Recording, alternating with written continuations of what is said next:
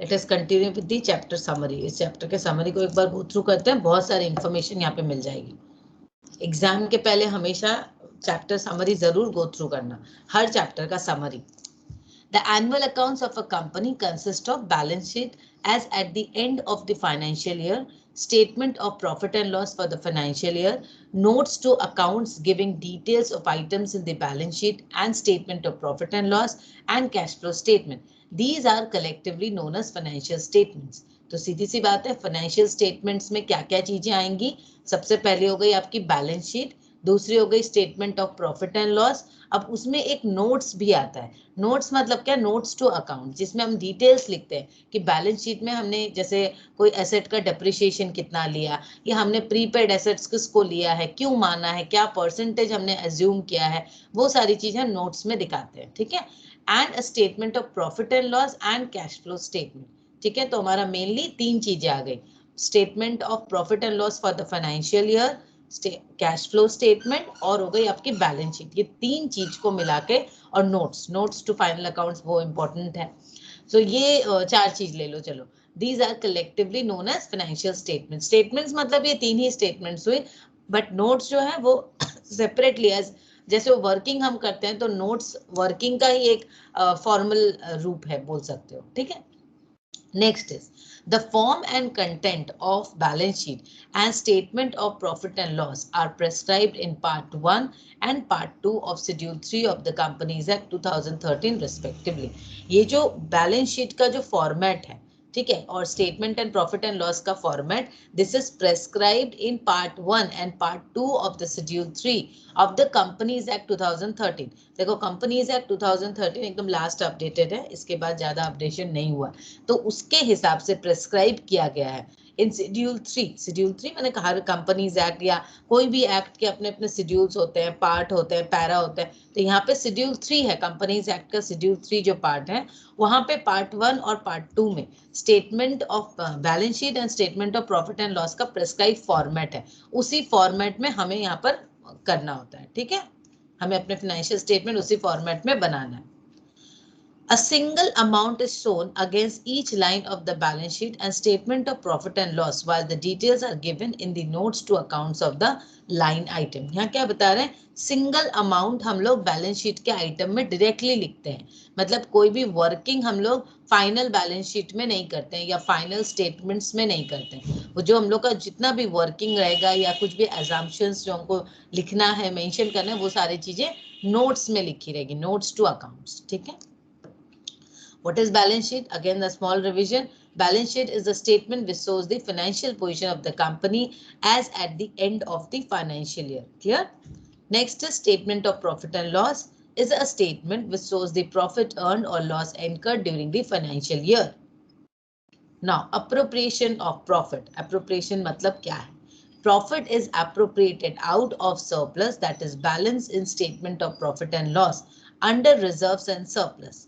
मतलब क्या है, जो भी प्रॉफिट है, प्रॉफिट हमारा जो प्रॉफिट कहाँ से आएगा, प्रॉफिट डेफिनेटली जो हमारा सरप्लस अमाउंट आता है in the balance in statement of profit and loss. जब हम लोग नेट प्रॉफिट निकालते हैं, ग्रॉस प्रॉफिट फिर नेट प्रॉफिट जो निकालते हैं, तो जब हम statement of profit and loss बोलते हैं तो वही हो गया। तो जो हमारा सरप्लस है, वहाँ सरप्लस मतलब ज्यादा है, ज्यादा ही हमारा प्रॉफिट होगा, तो वो ज्यादा अमाउंट जो है उसको हम अप्रोप्रिएट कर देते हैं। It's a sort of allocation, appropriation term is also used. तो एलोकेशन हम लोग मेनली कॉस्ट के लिए करते हैं, प्रॉफिट के लिए जो टर्म यूज करते हैं विच इज कॉल्ड अप्रोप्रिएशन। तो ये हम लोग कर देते हैं appropriated out of surplus, that is balance sheet statement of PL under reserve and surplus. ठीक है, तो उसको हम रिजर्व एंड सरप्लस में अप्रोप्रिएशन कर देते हैं। Profit for the year as per statement of profit and loss is added to the opening balance of surplus, that is balance in statement of PL, and thereafter appropriation is made towards other reserves. Say, अब देखो, पहले हम लोग क्या करते हैं, जो भी हमारा प्रॉफिट आया उसको हम एक अप्रोप्रिएशन करके एक certain amount reserve and surplus में डाल देते हैं।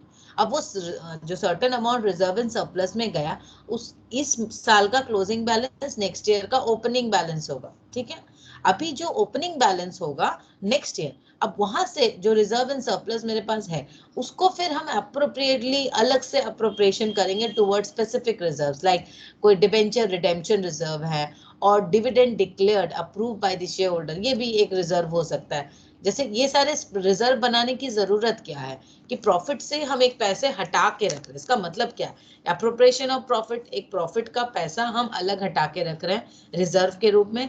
वो रिजर्व कोई स्पेसिफिक पर्पस के लिए हो सकता है या जनरल रिजर्व भी हो सकता है, like debenture redemption reserve. Debenture redemption मतलब क्या, जैसे जो जो डिबेंचर होल्डर्स है जिसने हमारी कंपनी में पैसा लगा रखा है, तो वो पैसे जब उठाएंगे, रिडेम्पशन मतलब वापस लेना, रिडीम करना, तो जब वो उठाएंगे तो उन्हें पैसे देने पड़ेंगे ना कंपनी को, तो कंपनी इसलिए रिजर्व रखती है।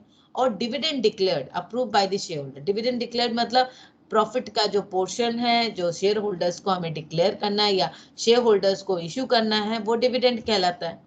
Shareholders are entitled to receive a part of profit ना in the share of the company because they are actual owners of the company, तो उनका जितना शेयर है उसके हिसाब से इन दैट रेशियो उनको अपने प्रॉफिट, कंपनी जितनी प्रॉफिट करती है उसके प्रो रेटा बेसिस में उनको एक डिविडेंड डिक्लेयर किया जाता है, ठीक है। तो इसकी अप्रूवल होती है, डिविडेंड डिक्लेयर होता है, approve by the share holder, उसके हिसाब से वो डिक्लेरेशन मतलब उनके हिसाब से वो इशू किया जाता है। The appropriation made towards other reserves are added to that reserve. Proposed dividend for the current year is not provided, accounted in the books, but is shown in the notes to account as contingent liability. अब देखो propose dividend कहाँ आया था ये भी बताया जा रहा है, लाइक डिविडेंड डिक्लेयर्ड के लिए तो हम लोग एक रिजर्व बनाते हैं, बट जब ये प्रोपोज डिविडेंड है, प्रोपोज मतलब हम ये देना, कंपनी देना चाहती है, ये प्रोपोज कर रही है टू द शेयर होल्डर, तो वो करंट ईयर में उसको नहीं दिखाएंगे बुक्स ऑफ अकाउंट में, बट उसको नोट्स में दिखाएंगे एज कॉन्टेंजेंट लायबिलिटी। अगर ये होता है, कॉन्टेंजेंट मतलब सिचुएशनल लायबिलिटी, अगर ये क्रिएट हुई तो ये देंगे, ठीक है, ऐसे मतलब अगर ये अप्रूव हुआ ऑन दैट बेसिस, कॉन्टेंजेंट बोल रहे हैं ना सिचुएशनल, तो अगर ये अप्रूव हुआ तो उसके हिसाब से हम देंगे। Now note, the accounting standard 4 AS4 revised contingencies and events occurring after the balance sheet date prescribes that dividend proposed by the board of directors, that is proposed dividend for the current year, is not to be provided in the books of account but is to be disclosed in the notes to accounts. Proposed dividend of the current year is shown in the notes to account and proposed dividend of previous year is declared approved by the shareholder in AGM is shown in the appropriation for surplus, that is in balance and statement of PL. देखो ये as per accounting standard 4 बताया गया, ठीक है, ये ऐसा नहीं कि हम लोग ऐसे ही बता रहे कि जो मैंने ये रिविजन हुई है कि कॉन्टेंजेंसीज है, contingencies and events occurring after the balance sheet date, अगर बैलेंस शीट डेट के बाद में कॉन्टेंजेंसीज हो रही है या कुछ सिचुएशंस ऐसे अराइज हो रही है, कुछ इवेंट्स ऐसी हो रही है, that dividend propose by the boards, मतलब प्रपोज डिविडेंड जो है, तो propose dividend for the current year is not to be provided. Propose dividend जो रहेगा उसको हम लोग बुक्स ऑफ अकाउंट्स में नहीं मेंशन करेंगे, but is to be disclosed in the notes to account. देखो प्रोपोज डिविडेंड को बुक्स ऑफ अकाउंट्स में नहीं दिखा रहे हैं हम, बट कहाँ दिखा रहे हैं, नोट्स टू अकाउंट, क्योंकि वो भी एक कॉन्टेंजेंट लायबिलिटी हो रहा है तो उसको हमको दिखाना पड़ेगा। तो proposed dividend of the current year is shown in notes to account. Clear है, इस साल का जो proposed dividend है वो हम नोट्स में दिखाएंगे, और अगर वो डिक्लेयर हो जाती है, declared by the share holders in the AGM, माने एनुअल जनरल मीटिंग जो होती है कंपनी की, उसमें अगर शेयर होल्डर्स अप्रूव कर देते हैं, then it is shown as appropriation from surplus, तब वो उसको एप्रोप्रिएशन फ्रॉम सरप्लस दिखाएंगे, that is balance in statement of profit and loss. तो जो हमारा स्टेटमेंट इन प्रॉफिट और लॉस में वहां पे जो बैलेंस बचता है, नेट प्रॉफिट जो बचेगा हमारा, सरप्लस जो बचेगा, उस सरप्लस से अप्रोप्रिएशन करेंगे टुवर्ड्स डिविडेंड डिक्लेयर। ओके, जब हम सम्स करेंगे तो प्रैक्टिकली समझ में आएगा ये। प्रोविजंस का मतलब क्या है, एक बार डिफरेंस क्लियर कर लो। Provision means amount written off और retain by way of depreciation or for known liabilities, amount of which cannot be determined with accuracy. तो provisions में हम एक amount लिख के रख रहे हैं, राइट ऑफ करके रख रहे हैं, या रिटेन कर रहे हैं, उसको हमको बुक्स ऑफ अकाउंट्स में मेंशन करना है, बट हम एक्चुअल मतलब एक्यूरेटली उसको एसेस नहीं कर पा रहे कि ये लायबिलिटी में कितने खर्च होंगे, राइट तो उसके लिए हम एक प्रोविजन बना के रखते हैं, लाइक डेप्रिसिएशन में तो हमें पता नहीं एग्जैक्टली कि डेप्रिसिएशन इतना ही परसेंटेज होगा, एक एसेट का डेप्रिसिएशन कोई साल ज्यादा यूज होगा, कोई साल कम होगा, तो कभी डेप्रिसिएशन ज्यादा हो सकते है, कभी कम हो सकते हैं, बट हम एक्यूरेटली एसेस नहीं कर सकते। तो इसी वजह से हम लोग क्या करते हैं, provision means amount written off और रिटेन, मतलब वो एक अमाउंट हम बुक्स में लिख के मेंशन करके रख रहे हैं, खर्च करके रख रहे हैं, एलोकेट करके रखे उसको बाय वे ऑफ डेप्रिसिएशन और फॉर नोन लायबिलिटीज, या तो डेप्रिसिएशन हो गई या कोई नोन लायबिलिटीज होगा, ठीक है, amount of which can not be determined with accuracy. Next is reserves. Reserve means amount set aside out of profit and other surpluses for specific or general purpose. Reserve का मतलब ही है कि हमें एक amount, मतलब प्रॉफिट का एक amount, देखो प्रोविजन जब हम कर रहे हैं वो प्रॉफिट निकालने के पहले ही कर देते हैं, प्रोविजन को हम राइट ऑफ करके या रिटेन करके रख रहे हैं before making profit and so on, वो प्रॉफिट आई नहीं है अभी, क्योंकि यहाँ पे डेप्रिसिएशन या नॉन लायबिलिटीज के लिए हम लोग जब निकालते हैं प्रोविजन तो पहले ही हम लोग कर लेते हैं। और रिजर्व क्या है, reserve means amount set aside out of profit and other surpluses for specific और जनरल पर्पस। तो रिजर्व हम लोग कब निकालते हैं, रिजर्व निकालते हैं जब हम लोग प्रॉफिट क्रिएट कर रहे हैं, उस प्रॉफिट से या सरप्लस से एक स्पेसिफिक रिजर्व निकालते हैं, ठीक है। तुमने कभी प्रॉफिट एंड लॉस अकाउंट में रिजर्व नहीं देखा होगा, रिजर्व हम लोग का आ जाता है बैलेंस शीट में, आता है ना लायबिलिटी साइड में, बट प्रोविजन जो होता है, provision for depreciation, like provision for bad debt, ये सारा कहाँ आता है, प्रॉफिट एंड लॉस अकाउंट के डेबिट साइड में आता है। तो ओके यहाँ पे कुछ इंपॉर्टेंट नोट दिया गया है जिसको एक बार जान लेते हैं। According to CBSE circular number ACAD 43/2013 dated 2nd July on Schedule 6 of the Companies Act 1956, now Schedule 3 of the Companies Act 2013।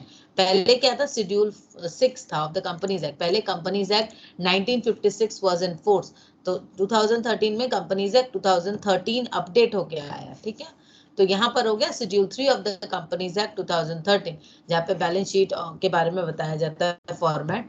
Accounting treatment of certain items is not to be evaluated in the examination. Okay, examination में ये सब नहीं आने वाला है, this is CBSE circular.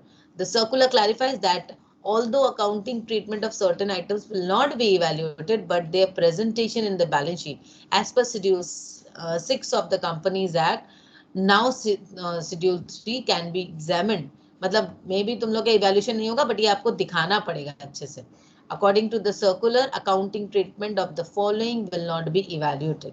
ये कुछ items हैं जिसके बारे में बता रहे हैं कि इन सब का अकाउंटिंग ट्रीटमेंट को इवैल्यूएट नहीं किया जाएगा, like reserves and surplus, revaluation reserve, share options outstanding and other reserves are not to be evaluated, money received against share warrants, share application money pending allotment, deferred tax liabilities, other long-term liabilities, intangible assets, capital work in progress, intangible assets under development, deferred tax assets and other non-tax asset। ये सारे कुछ CBSE का note है जो जहाँ पे तुम लोग का नहीं आने वाला, ओके।